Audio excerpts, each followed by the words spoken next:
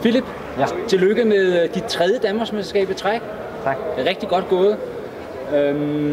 Hvordan har dagen i dag været for dig? Det har været en rigtig god dag. Klart, jeg slutter på den bedste måde, men jeg synes, at jeg har fedtet rigtig godt. Jeg har faktisk tabt en kamp i dag, og jeg har været presset i nogle kampe, og hvor jeg har hentet og vundet. Så jeg synes, det er egentlig rimelig berettiget, at det er mig, der står på kampen. Jeg vil dog sige, at jeg har været meget, meget heldig. Jeg har fået en perfekt seedning og havde en nærmest nemmere vej, end det jeg kunne have fået, så jeg er ikke tilfreds med mit held. Du vinder også pokal.